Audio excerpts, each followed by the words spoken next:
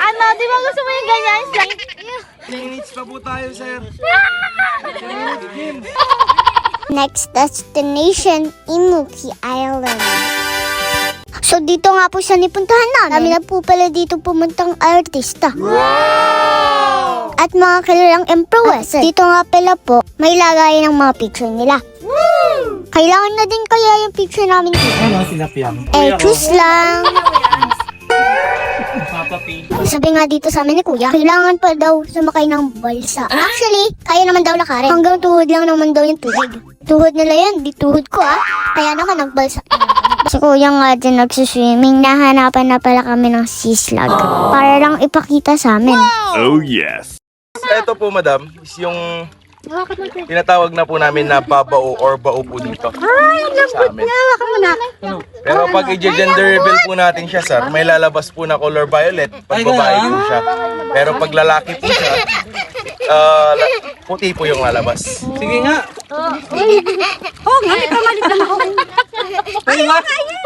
Violet. Dito? Babae. Ibig sabihin babae. Ito kaya. Gender reveal pa Parang gusto ko ako magaganyan. Babae din eh. Ay, lalaki eh. Ay, babae din. baog. Baog? Bao. Na ano yan, kuya? Ibig sabihin ko yan, hindi nakakalam. Pero ano yan? Baog naman po yung sinasabi mo, madam eh. Ito sir, nangingitlog pero kulay green lang po yung pan nila. Yun po sir, pag nakahanap ka po ng ganon, kukunin mo na po siya tapos subo mo na agad. Ano kakain talaga? Pakan mabili. May gusto ka? Aga-aga, nabasa na.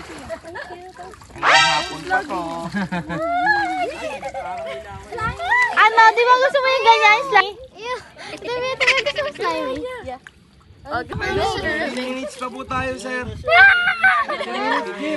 Bili. Slug.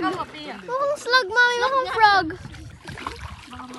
No, that's my flower. Mawa ka dyan. Ayan. Hindi naninipit? Hindi po madam. Ay! Saan lahat ng crab ganyan? Ganyan talaga.